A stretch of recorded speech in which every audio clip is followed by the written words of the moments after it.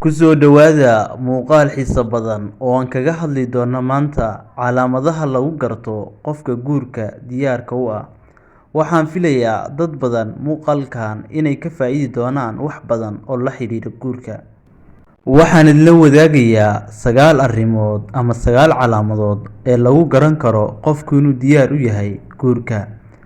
Waxaa jira dad badan oo guursada iyagoona garanaynin ujeedada guurka ama sababaha loo guursado, xitaa iyagoo aan dareemi karin maxay tahay mas'uuliyadda guurka. Marka waxaan kuu sheegayaa calaamadaha kuu caddayn kara inaad guur diyaar u tahay ama aad ku ogaan karto sidoo kale qofka guurka diyaarka u ah.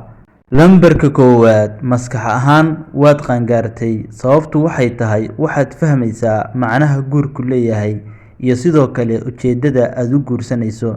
Sidoo kale waxaad tahay qof maskaxiyan xor u ah oo garan kara macnaha guurka ugu fadhiyo qofka. Lambarka 2, waad aqbashaa wax walba oo ka dhex dhaca labada qof ee lamaanaha ah ama qofka wax idinka dhexeeyaan. Waxaad u aragtaa inay tahay wax dabiici ah oo bini'aadamka oo dhan uu samayn karo. Wax weyn uma aragtid inuu khilaaf ama wax ay idin dhex maraan qofka aad xiriirka leedihiin.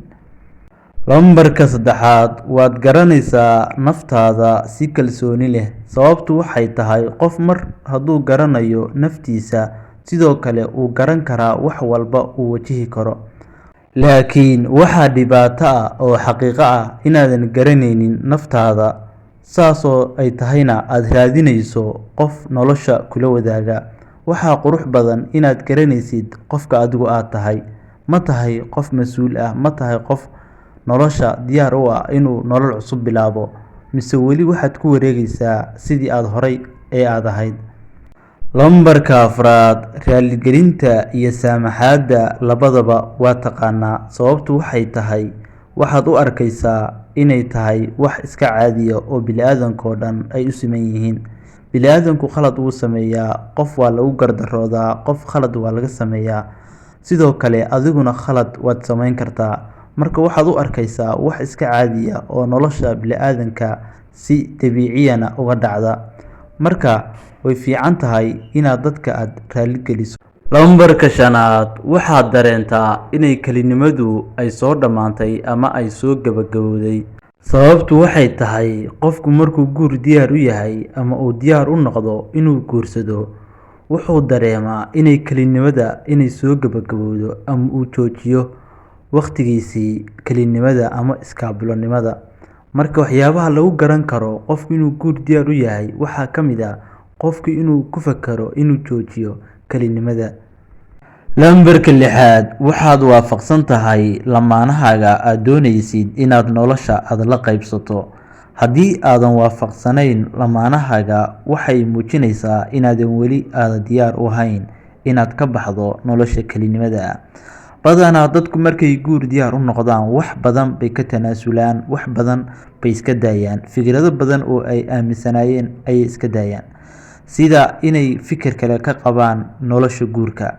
Marka waa muhiim inaad waafaqsan tahay qofka aad nolosha la wadaagaysid, waxa uu doonayo iyo waxa aad doonaysid inaad isku afgarataan. Lambarka 7, dhaqaale ahaan cidna kuma tiirsanid. Waa muhiim markii aad doonaysid inaad ka baxdid nolosha iskaabulonimada inaadan qofna ku tiirsanayn dhaqaale ahaan oo noloshaada aad xor u tahay ama aad awoodi kartid inaad noloshaada aad dabarto. Marka haddii aad doonaysid inaad nolosha aad ka baxdo, horta waa inaad noloshaada dhaqaale waa inaad beddeshaa. Lambarka 8, aragtidaada ama naftaada waxay kuu sheegaysaa inaad ka baxdid nolosha iskaabulonimada ama nolosha kelinimada. Lambarka 9, waa lambarka ugu dambeeya. Bal nala wadaag adiga fikirkaaga haddii aad garanayso calaamado kale oo lagu garan karo qofka inuu guur diyaar u yahay. Waxaa laga yaabaa inaad hayso experience badan oo ku saabsan dadka guurka diyaarka u ah. Waad ku mahadsan tahay daawashada muuqaalkan. Waxaan filayaa inaad badan ka faa'iiday muuqaalkan oo ku saabsan u diyaargarowga guurka iyo in diyaar loo noqdo guurka. Fadlan haddii aad nagu cusub tahay, subscribe noo saar. Mahadsanid.